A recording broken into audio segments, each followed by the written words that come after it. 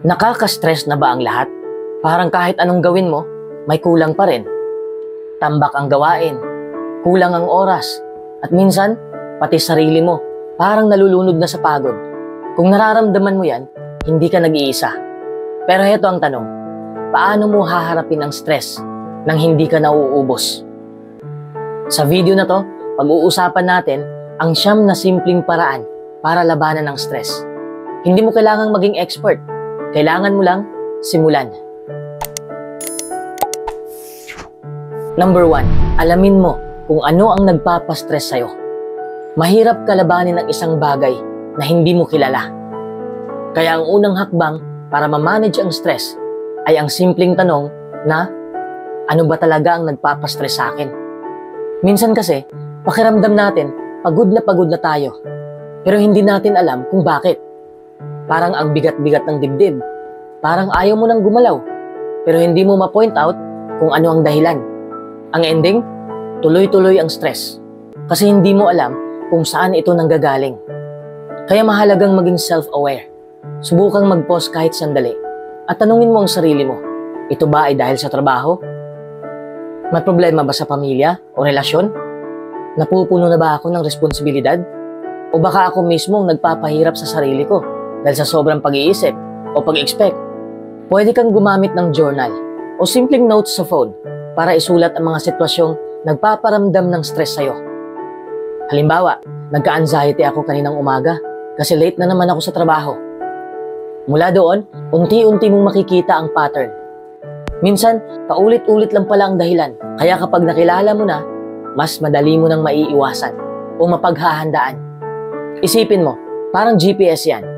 Hindi mo mararating ang solusyon kung hindi mo alam kung saan ka nagsimula.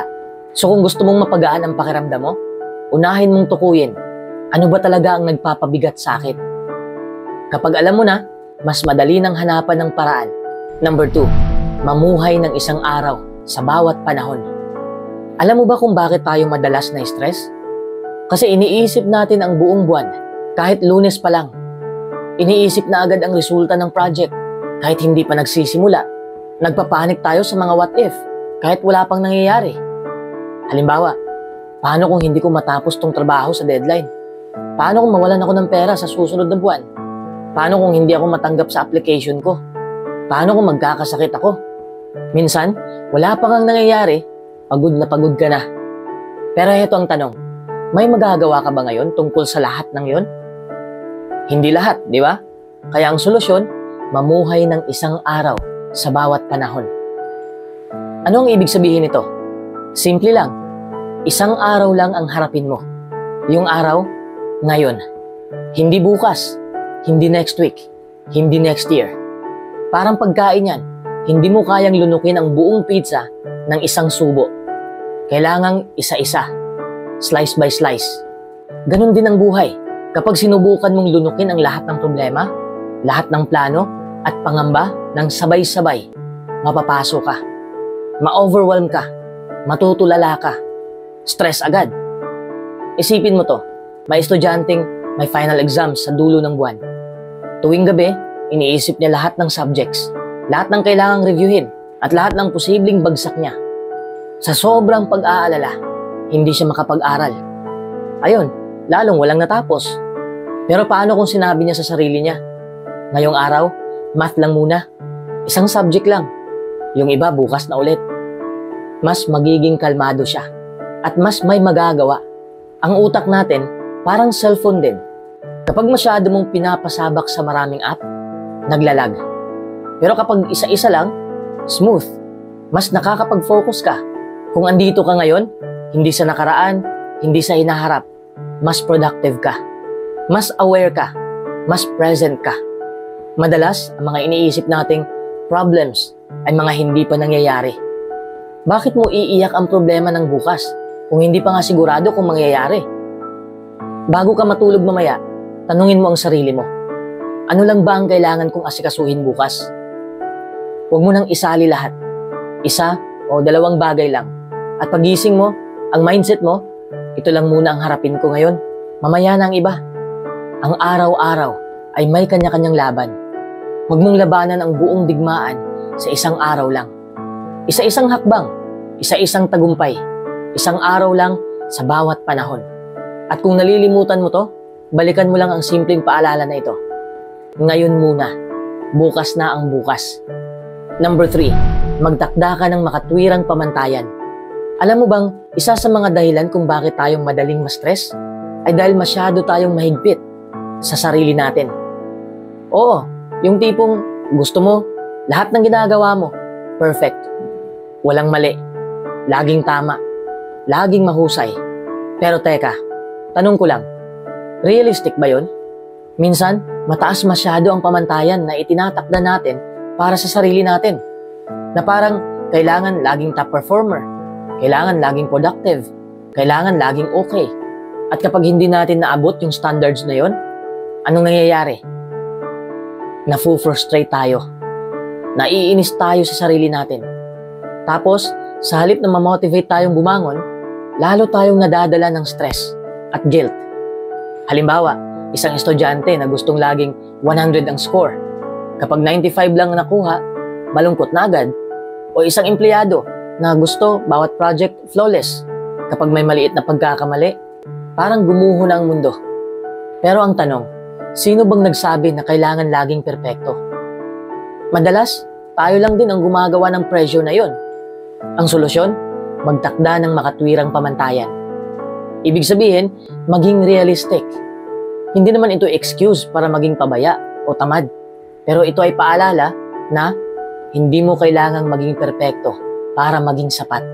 Kapag tinatanggap natin na ang pagkakamali ay bahagi ng pag-unlad, mas nagiging kalmado tayo. Mas nakakahinga tayo. Mas nagiging totoo tayo. Hindi lang sa iba, kundi sa sarili natin. Tao ka, hindi machine. May araw na productive ka. May araw na pagod ka. At pareho silang valid. Hindi kailangang malaki agad ang achievement. Kumilos ka, nag-try ka, ginalingan mo kahit hirap, that's already worth celebrating. Hindi mo kailangang gayahin ang pacing ng iba. Meron kang sariling journey. Kapag natuto tayong i-manage ang expectations natin, ang stress ay hindi na kasing bigat. Dahil hindi mo na nilalabanan ang sarili mo. Hindi mo na kinakalaban ang pagkatao mo. At tandaan mo, ang goal ay progress, hindi perfection. Mas okay ng steady pero totoo, kaysa mabilis pero ubos na ubos ka. So kung ngayon feeling mo lagi kang kulang, baka hindi naman talaga kulang ang effort mo. Baka lang sobra ang hinihingi mo sa sarili mo. Magpahinga ka. Magpasalamat ka sa sarili mo. Kasi kahit papano, you're still showing up. At yun ang pinaka-importante. Number 4, maging maayos at organisado. Alam mo ba na minsan, hindi naman talaga sobrang bigat ng problema natin, kundi sobrang gulo lang ng paligid natin. Isipin mo to, bagong gising ka pa lang, tapos nagmamadali ka na kasi late ka na, tapos di mo pa mahanap yung susi mo. Na-late ka lalo, nainis ka na. Pagdating mo sa trabaho o eskwela, ang gulo pa ng desk mo. Hindi mo makita yung hinahanap mong papel. Ang dami mong gustong gawin, pero parang wala kang maumpisahan kasi ang gulo-gulo. Kaya yun, stressed ka na agad. Kung makalat sa paligid, makalat din ang isipan. Seryoso to, may mga pag-aaral na nagsasabing kapag magulo ang environment mo, yung kwarto mo, opisina mo, bag mo, apektado pati utak mo. Nahihirapan tayong mag-focus, mas madaling ma-frustrate, at mas mabilis tayong ma-stress. Kaya kung gusto mong gumaan kahit konti ang pakiramdam mo, subukan mong maglinis ng kwarto mo. Ayusin mo yung gamit mo. Baka kailangan mo lang talagang ayusin ang labas para tumahimik ang loob. Hindi lang physical space ang kailangang maging maayos, pati schedule mo. Marami sa atin ang daming gustong gawin sa isang araw, pero walang malinaw na plano. Kaya ang ending, sobrang daming ginagawa, pero wala talagang natatapos. Para kang nagtatrabaho buong araw, pero ang bigat pa rin ang pakiramdam kasi parang wala kang progress. Try mo to, sa umaga pa lang o gabi bago ka matulog, gumawa ka ng to-do list. Isulat mo ang top 3 priorities for the day. Hindi kailangang marami. Ang mahalaga, malinaw kung ano ang unahin mo. Akala kasi ng marami, mas productive ka kapag multitasker ka. Pero ang totoo, mas nakaka-stress yun. Kapag sabay-sabay mong ginagawa ang lahat, mas mabagal ka pang matapos at mas mataas ang chance na magkamali. Mas mainam na one task at a time. Buong atensyon mo, ibuhos mo muna sa isa. Tapos, move on ka sa susunod. Mas mabilis, mas magaan, at mas maayos. So kung feeling mo overwhelmed ka lately, baka hindi mo agad kailangan ng bakasyon. Baka kailangan mo lang maglinis, maglista, at mag-organize. Minsan, ang simpleng ayos sa paligid, malaking ayos din sa isipan. Ikaw, kailan mo huling inayos ang gamit mo? Number 5, magkaroon ng balansing pamumuhay. Una sa lahat, ang balanced lifestyle ay hindi ibig sabihin na lahat ng bagay pantay-pantay ang oras. Hindi siya 50% sa trabaho, 50% pahinga. Hindi rin siya rigid na schedule na dapat sundin mo perfectly araw-araw. Ang balanced lifestyle ay tungkol sa tamang bigat at atensyon na ibinibigay mo sa iba't ibang aspeto ng buhay mo. Trabaho, pamilya, sarili, health, spiritual life, relationships, at pahinga. Ibig sabihin, hindi puro trabaho lang. Hindi rin puro lakwatsa lang. Kasi kahit puro saya, kung napapabayaan mo naman ang ibang importanteng bagay, imbis na balanse, imbalance pa rin yan. Aminin natin, mahirap magkaroon ng balance, lalo na kung kailangan mong kumayod para sa pamilya. May deadline sa trabaho, may obligation sa bahay, at minsan, parang ikaw na lang ang walang time para sa sarili mo. Minsan feeling natin, kapag nagpapahinga tayo, sayang ang oras. O kaya, kapag hindi tayo productive, guilty tayo agad. Pero alam mo ba, hindi ito sustainable. Kung tuloy-tuloy ang trabaho, pero wala kang rest, eventually, mauubos ka. At kapag nauubos ka, kahit gaano ka pa kasipag, babagsak din ang quality ng ginagawa mo. Isipin mo parang cellphone, kahit gaano kaganda ang specs, kapag walang charge, useless. Ganun din tayo. Kung puro work lang, walang pahinga, burnout ang ending. Kung puro enjoyment lang, walang sense of purpose, emptiness ang ending. Kung puro tulong sa iba, pero wala sa sarili, resentment ang ending. So again, ang tunay na balance ay hindi sa dami ng ginagawa, kundi sa tamang atensyon at timing para sa bawat bahagi ng buhay.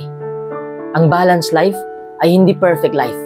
Minsan babagsak pa rin tayo sa sobrang trabaho. Minsan mapapabayaan natin ang sarili. At okay lang yun. Pero ang mahalaga, bumabalik tayo sa gitna. Hindi tayo naglalakad palayo sa sarili natin. Kaya kung napapansin mong stress ka na, laging pagod, mainitin ang ulo, o parang wala ka ng gana sa ginagawa mo, baka hindi mo kailangan ng break sa trabaho. Baka kailangan mo lang ng balanse. At tandaan mo, ang isang buhay na balanse ay buhay na mas buo, mas kalmado, at mas masaya. Number 6, alagaan ang iyong kalusugan. Isa sa pinaka naiiwan nating responsibilidad sa sarili ay ang pag-aalaga sa katawan natin. At aminin natin, karamihan sa atin, saka lang pinapansin ang kalusugan kapag may nararamdaman na. Kapag sumasakit na ang likod, kapag hindi na makatulog sa gabi, kapag madali nang mapagod kahit konti lang ang ginawa. Doon lang natin nare-realize, ay, napapabayaan ko na pala ang sarili ko. Ang katawan mo at ang isip mo ay magka-team. Kapag napapagod ang katawan, nahihirapan din ang isipan. At kapag pagod ang isipan, naapektuhan ang buong katawan. Para silang kambal, kapag isa ang bagsak, damay ang isa. Kapag puyat ka, anong pakiramdam kinabukasan? Mainit ang ulo mo, mabagal mag-isip, wala sa mood makipag-usap. Kapag hindi ka kumain sa tamang oras, nangangawit ang tiyan, mahina ang katawan, tapos parang wala kang gana sa kahit ano.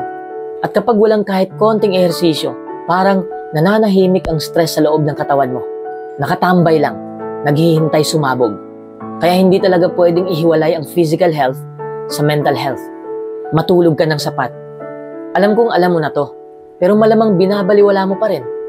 Alam mo bang ang kakulangan sa tulog ay parang lasing ka rin? Apektado ang focus mo. Apektado ang decision making at emotional mong reaksyon. Kaya kung gusto mong mas kayanin ang stress, unahin mo muna ang sapat na tulog. Kung puyat ka gabi-gabi, hindi mo lang pinapahirapan ang katawan mo, kundi pati utak mo na gustong magpahinga. Mag-ehersisyo ka rin. Pwedeng mag-gym at pwede rin namang hindi. Kahit 20 o 30 minutes na lakad sa labas, stretching sa umaga, o kahit simpleng sayaw habang naglilinis ng bahay, malaking tulong na yan. Alam mo bang ang simpleng paggalaw ng katawan ay nakakatulong maglabas ng tinatawag na endorphins. Endorphins ang natural na pampasaya ng utak natin. Parang libreng antidepressant pero walang side effects. Iwasan mo rin ang bisyo. Baka minsan, iniisip mong panandali ang stress reliever ang alak, yosi, o kahit sobrang caffeine. Pero pansamantala lang yan. Ang totoo, lalo lang nitong pinapalala ang kondisyon ng katawan at utak mo. Kapag nasanay ka sa ganitong coping mechanism, para mong tinatapalan lang ng masking tape ang malalim na sugat. Paalala lang, hindi ito tungkol sa pagiging perpekto. Hindi ko sinasabing kailangan mong biglang magbago ng lifestyle overnight. Ang sinasabi ko lang, kung gusto mong makontrol ang stress mo, umpisahan mo sa sarili mong katawan. Kasi yan ang una at huling tahanan mo. Walang ibang papalit dyan. Isipin mo, gaano ka kadalas naglalaan ng oras para alagaan ang iba? Yung pamilya mo, kaibigan mo, trabaho mo. Pero sa sarili mo, lalo na sa katawan mo, ilang minuto lang ba? Number 7, magtakda ka ng mga prioridad. Kung minsan, parang ang dami-dami nating kailangan gawin. Di ba? Parang lahat importante. Pero sa totoo lang, hindi lahat ng bagay ay pantay-pantay ang halaga. Kaya napakahalaga na magtakda tayo ng mga prioridad. Ang pagtutok sa mga mas mahalaga ay hindi pagiging pabaya sa ibang bagay. Ito ay pagiging matalino. Kasi hindi unlimited ang oras. Hindi unli ang energy at atensyon natin. Balik tayo sa halimbawa natin kanina. Imagine mo na parang cellphone lang ang buhay mo. Kapag bukas lahat ng apps, mabilis maloobat. Ganon din tayo. Kapag sinasabayan mo ang lahat ng gawain, trabaho, school, errands, relationships, social media, etc. Pero walang malinaw na direksyon, nauubos ka. Pero kung isasara mo muna yung ibang apps at isa-isa mong tatapusin, mas efficient, mas kalmado. Hindi lahat ng urgent ay important. Minsan may tumatawag sa'yo, pero hindi naman talaga kailangan. Samantalang yung kalusugan mo, matagal mo nang binabaliwala. Tanungin mo ang sarili mo, kapag lumipas ang isang linggo, anong bagay ang gusto kong natapos ko? Kapag lumipas ang isang taon, anong bagay ang ayokong pagsisihan? Sa tanong pa lang na yan, lalabas na agad ang mga tunay na priority mo. Minsan, ang dahilan kung bakit wala tayong oras sa mahalaga ay dahil binigyan natin ng oo ang mga hindi naman kailangan. Pwedeng masakit sa simula, pero kung ayaw mo nga burnout, kailangan mong piliin ang long-term peace kaysa short-term approval. Tao ka, nagbabago ang panahon, sitwasyon at pangangailangan mo. Okay lang na minsan ang priority mo ay career, tapos dumating ang point na naging health mo na ang dapat unahin. Huwag mong isipin na failure yon. Ang tawag doon ay growth. Kapag malinaw ang priorities mo, mas mapapadali ang bawat araw. Hindi dahil konti ang ginagawa mo, kundi dahil ginagawa mo ang tama at mahalaga. Kaya sa susunod na maramdaman mong nalulunod ka sa dami ng kailangan mong gawin, huminto ka sandali. Huminga at tanungin ang sarili mo, ano ba talaga ang mahalaga sa ngayon? Ang dami nating gustong gawin sa buhay. Pero tandaan, hindi mo kailangang gawin ang lahat. Basta gawin mo ang mahalaga. At sa paggawa ng mahalaga, doon nagsisimula ang kapayapaan, focus, at tunay na progress. Number 8, humingi ka ng suporta. Alam mo ba kung ano ang isa sa pinaka-hindi ginagawa ng maraming tao kapag stress na sila? Humingi ng tulong. Oo, totoo yan. Marami sa atin, lalo na tayong mga Pilipino, ay sanay na tiisin na lang, lunukin na lang, at magpakita ng matapang na mukha kahit halos mabali na sa loob. Pero tanungin mo ang sarili mo, bakit nga ba tayo nahihiyang humingi ng tulong? Minsan iniisip natin, ayoko nang abalahin pa sila. O kaya, nakakahiya, baka isipin nila mahina ako. O, sanay naman akong mag-isa, kaya ko to. Pero ang totoo, ang paghingi ng suporta ay hindi senyales ng kahinaan. Senyales yan ng tapang. Tapang na aminin sa sarili mo na kailangan mo ng tulong. Tapang na magtiwala sa ibang tao. At tapang na harapin ang stress hindi mag-isa, kundi kasama ang mga taong handang umalalay sa'yo. Isipin mo ito, Kapag may na-flat na gulong sa kalsada, mas mabilis mong maaayos kung may kasama ka. Di ba? Ganon din sa buhay. Mas madali mong mapapalitan ang mga flat moments mo kapag may ibang taong nagbibigay ng support. Lapitan mo ang tunay mong kaibigan. Hindi lang yung kasama mo sa inuman o gala, kundi yung nakikinig talaga. Minsan, hindi mo kailangan ng solusyon. Kailangan mo lang ng taong makikinig. Lapitan mo ang iyong pamilya. Kasi madalas, sila ang unang nagmamalasakit sa atin. Hindi man perpekto ang ating pamilya, pero karamay pa rin. Gusto ko linawin na hindi ka pabigat. Hindi ka mag-isa. Hindi mo kailangan maging okay araw-araw.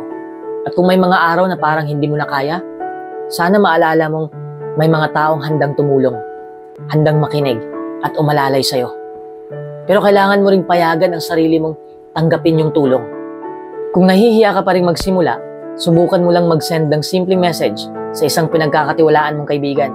Pwede ba kitang makausap kahit sandali lang? Walang pressure, walang malaking drama. Minsan, sapat na yung maramdaman mo lang na may nakikinig. Number 9, pangalagaan ang iyong espiritual na pangangailangan. Alam mo ba na kahit kumpleto ka sa tulog, may trabaho ka, maayos ang pagkain, pero parang may kulang pa rin sa loob mo. Parang may hinahanap kang hindi mo maipaliwanag. Yan ang espiritual na pangangailangan. Isa sa pinaka nakakalimutang parte ng pagkatao natin, hindi ito laging napapansin. Pero malaking epekto nito sa kapayapaan ng isip at tibay ng loob, lalo na kapag dumadaan ka sa stress. Kahit anong gawin mo para mag-distress. Magbakasyon, manood ng Netflix, matulog ng matagal, pagising mo kinabukasan, parang balik ulit lahat ng bigat. Na-try mo na ba yon? Kasi minsan, hindi lang katawan ang pagod, pati puso't isipan. At yung pagod na yon, hindi kayang solusyonan ng pahinga lang. Ang kailangan mo, katahimikan sa loob. At doon pumapasok ang espiritual na kalusugan. Hindi lang ito tungkol sa relihiyon. Ang espiritual na pangangailangan ay yung malalim na tanong sa loob natin. Bakit ba ako nandito? May saysay ba itong pinagdadaanan ko? Ano ba ang mas mahalaga sa buhay? Kapag hindi mo nasasagot yan, doon ka madalas nakakaramdam ng emptiness. Kahit mukhang okay ka sa labas. Kapag inaalagaan mo ang spiritual side mo, parang kausap mo yung mas malalim mong sarili. Natututo kang tanggapin ang mga bagay na di mo kayang kontrolin. Napapaalala ka kung ano talaga ang mahalaga. Hindi ang trabaho, pera o approval ng ibang tao, kundi ang kapayapaan ng kalooban. Ang pagmamahal, ang tiwala, ang pananampalataya. Kapag malinaw ang pananaw mo sa buhay, lumiliit ang stress. Dahil kahit may problema, alam mong hindi ka nag-iisa. May mas malalim kang pinanghahawakan. Magdasal ka o magnilay. Kahit hindi ka relihiyoso, mahalaga na may moment ka na nagpapakumbaba ka, nagpapasalamat, o humihingi ng lakas. Magbasa ka ng inspirational content. Pwede itong galing sa Bible, mga quotes, o kahit simpleng kwento ng buhay ng ibang tao na nagbibigay inspirasyon.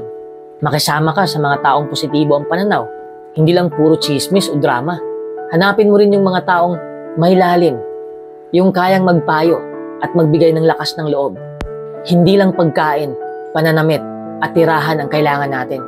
Kailangan natin ang Diyos. At para maging masaya, dapat na maging palaisip tayo sa kaugnayan natin sa Kanya. Malaking tulong ang panalangin. Iniimbitahan ka ng Diyos na ihagis sa Kanya ang lahat ng iyong alalahanin dahil nagmamalasakit siya sa'yo. Ang panalangin at pag-iisip ng mabubuting bagay ay tutulong sa'yo na magkaroon ng kapayapaan ng isip. Pwede kang manood ng mga inspirational videos. Pwede kang magbasa ng mga publikasyon na tutulong sa'yo na mapalapit sa Diyos. Ang mga prinsipyong tinalakay sa videong ito ay mula sa Biblia na isinulat para matulungan tayong mapalapit sa Diyos. Binibigyan din tayo ng Biblia ng karunungan at kakayahang mag-isip. Kaya bakit hindi mo subukang magbasa ng Biblia? Pwede mong simulan sa Aklat ng Kawikaan. Kapag naaalagaan mo ang spiritual side mo, hindi ibig sabihin na mawawala lahat ng stress. Pero ang pagkakaiba, hindi ka na madaling mawasak. Mas buo ka. Mas may tibay ka. Ang katahimikan sa loob ay hindi basta nangyayari. Pinaglalaanan ito ng oras at pag-aalaga. Kaya tanungin mo ang sarili mo ngayon, kailan ko huling inalagaan ang sarili kong kalooban? simulan mo na. Hindi kailangan sabay-sabay. Dahan-dahan lang. Pero ang mahalaga, gumalaw ka pabalik sa sentro mo. Sa puso, sa pananampalataya, sa saysay ng buhay. Alam mo, sa panahon ngayon, parang normal na lang ang ma-stress. Traffic, trabaho, deadlines, bayarin, problema sa pamilya, social media, expectations ng ibang tao. Lahat yan, sabay-sabay minsan. Parang ang hirap huminga, di ba? Pero ang totoo, hindi dapat natin hayaan na lamunin tayo ng stress. Kasi habang hinahayaan natin kontrolin tayo nito, unti-unti tayong nauubos. Pero ang maganda rito, may magagawa tayo. Hindi kailangan ng biglaang life overhaul. Minsan, maliit na pagbabago lang sa araw-araw, malaking epekto na. Tulad ng unang sinabi natin, alamin mo kung ano talaga ang nagpapastress sa'yo. Kasi paano mo aayusin kung hindi mo naman alam ang ugat? Parang sugat yan. Hindi mo mapapagaling kung hindi mo alam kung saan galing o gaano kalalim. Kapag alam mo na, susunod na hakbang, mabuhay ng isang araw lang muna. Huwag mong problemahin ang isang linggong trabaho sa isang gabi. Focus ka lang sa ngayon. Sa totoo lang, hindi natin kontrolado ang bukas. Pero ang kaya nating hawakan ay ang ngayon. At isa pang malaking stress source, yung pagiging sobrang perfectionist. Minsan tayo rin ang kalaban ng sarili natin. Sobrang taas ng standard. Sobrang daming gustong ma-achieve agad-agad. Pero kailangan nating tanggapin, tao lang tayo. May limitasyon. At okay lang yon. Ang pagiging maayos at organisado, akala natin maliit na bagay, pero game changer siya. Kahit simpleng pag-aayos ng kama sa umaga, may psychological effect na. Parang sinasabi mong, ayos ang buhay ko. Kontrolado ko ito. At huwag nating kalimutan ang balanse. Hindi lang puro hustle. Hindi lang puro productivity. Minsan ang pinaka-productive mong gawin ay magpahinga. Kasi kapag ubos ka na, kahit anong gawin mo, wala ka nang mailalabas. Kaya alagaan mo rin ang sarili mo. Kumain ka ng tama. Matulog ka ng sapat. Hindi luho ang pahinga. Pangangailangan ito. I-prioritize mo rin ang mga bagay na tunay na mahalaga. Kasi hindi mo kailangang sabay-sabayin ang lahat. Hindi mo kailangang patunayan ang sarili mo sa lahat ng tao. Piliin mo kung ano ang importante para sa'yo at doon ka mag-focus. At kung mabigat na talaga, tandaan mo, hindi mo kailangang dalhin mag-isa. May mga taong handang makinig. Hindi kahinaan ang humingi ng tulong. Sa totoo lang, lakas yon. Lakas na tanggapin na kailangan mo ng suporta. At higit sa lahat, bigyan mo ng oras ang espiritual mong pangangailangan. Hindi lang katawan at isip ang kailangang alagaan. Yung puso, yung kaluluwa, kailangan din ng pahinga. Sa panahong nakakalito ang lahat, minsan ang katahimikan mula sa panalangin o pagmumuni-muni ang nagbibigay sa atin ng linaw at lakas. Kaya kaibigan, stress man ay bahagi ng buhay. Hindi natin ito kailangang hayaan na maging buhay natin. Maaari tayong matuto kung paano ito harapin. Unti-unti, hakbang-hakbang. At sa bawat hakbang, mapapalapit tayo sa mas maayos, mas panatag na sarili. Alin sa siyam na ito ang pinakakailangan mo ngayon? I-comment mo sa baba. Baka makatulong din ang sagot mo sa ibang tao o sa akin. At kung sa tingin mo makakatulong tong video na to sa kaibigan mo, i-share mo na rin sa kanya. Salamat sa panonood. At tandaan, ikaw ang may hawak sa kung paano mo haharapin ang stress. Huwag mong hayaan na ito ang humawak sa'yo.